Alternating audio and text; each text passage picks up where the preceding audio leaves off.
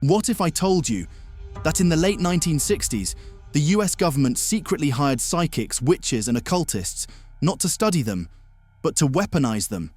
You heard of MKUltra project, right? Well, here is its prodigy. Somewhere deep within the corridors of American intelligence, this project was born.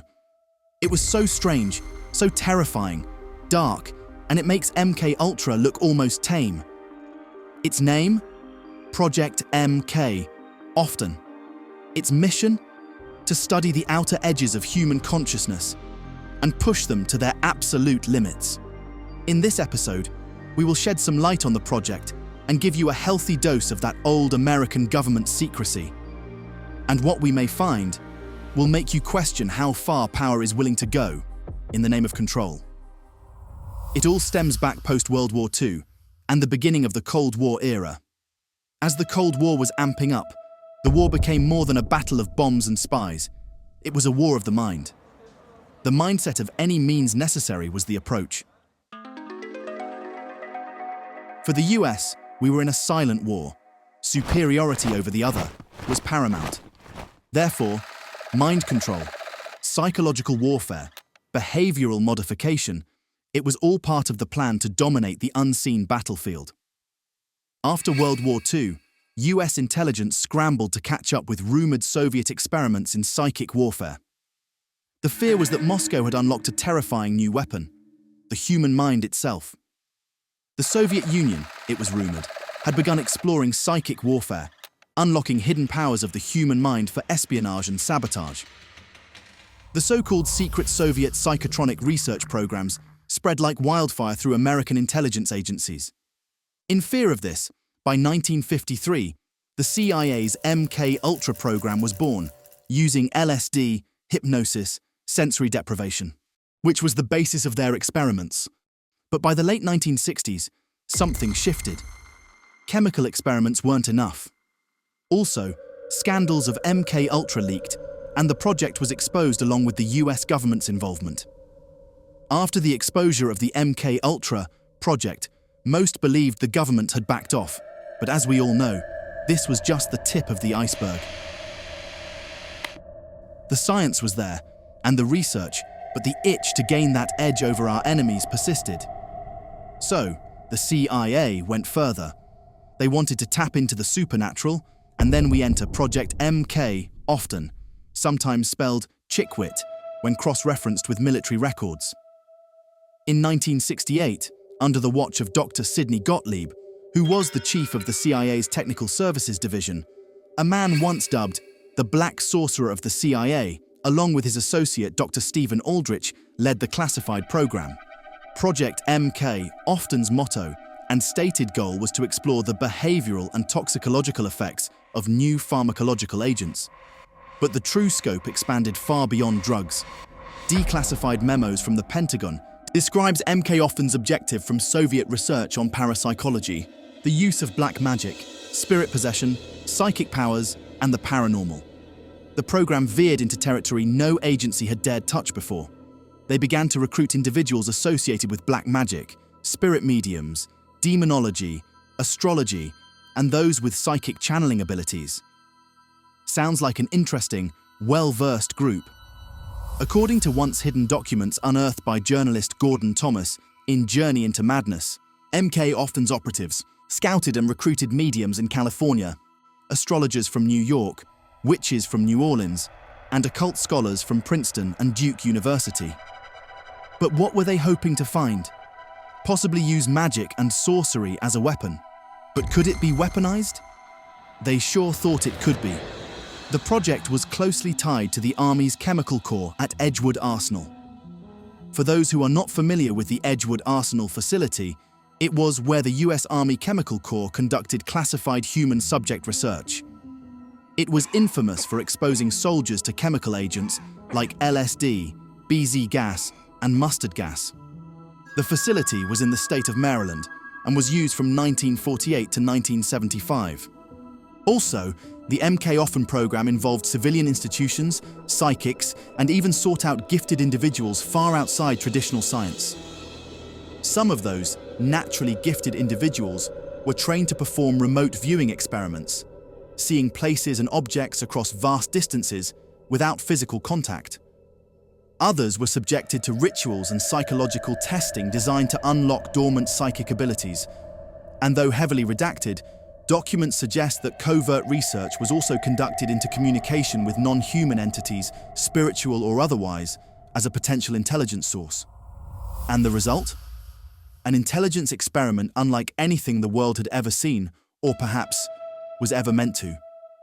Through the late 1960s and into the early 1970s, Project MKOFTEN quietly escalated, growing far stranger than anything seen under MKUltra. The experiments now ventured fully into the paranormal and occult. MKOFTEN was running unofficial experiments at clandestine locations across the country as well. According to declassified documents and accounts from whistleblowers, they stated that, at Edgewood Arsenal facility, MKOFTEN established some of its deepest operations and sessions. Here's some of the accounts of what unfolded behind locked doors as recruited individuals were brought in. The activities conducted were clinical testing, remote viewing, telepathy, psychokinesis, and even summoning external entities under controlled conditions. Mediums were allegedly brought in to attempt entity contact under monitored conditions. The program leaders wanted the mediums to communicate with spirits in efforts to predict political assassinations and military events. In some cases, mediums were locked inside sensory deprivation tanks for hours, encouraged to reach into the other side, seeking contact, information, or influence. For remote viewing missions, psychics were asked to locate Soviet nuclear submarines, map secret Chinese missile bases, and predict troop movements, all without leaving the lab. These were precursor experiments to Project Stargate. As for the occult ritual simulations, which was a process to reconstruct ceremonial magic practices in a laboratory setting. One example of this was Aleister Crowley's rituals, which were allegedly studied for their psychological impact and potential use in induced spiritual terror. And lastly, we have the astrological warfare. Astrologers were tasked in creating geopolitical forecasts. Certain psychological operations were timed based on astrological windows, which were believed to weaken enemy morale or their decision-making processes. Seriously, you can't make this stuff up. Besides conducting these abnormal activities and sessions, were the strangest parts of the project, which was its civilian consulting network and who the CIA recruited for the program, as we discussed previously. Here are a few of the individuals that were consulted.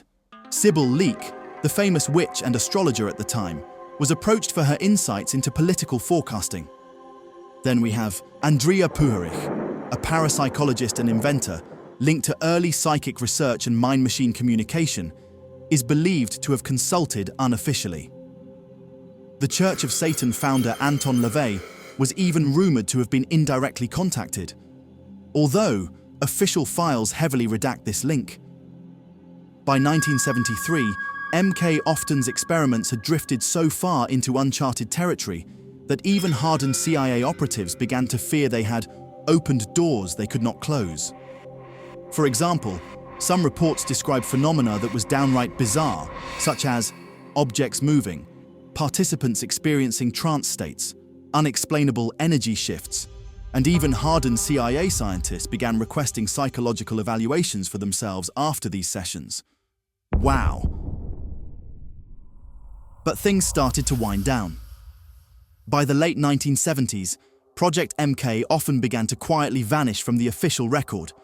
Funding lines disappeared, code words changed, reports were destroyed, many on the direct orders of CIA Director Richard Helms, who, before leaving office, instructed that sensitive mind control files be eliminated immediately.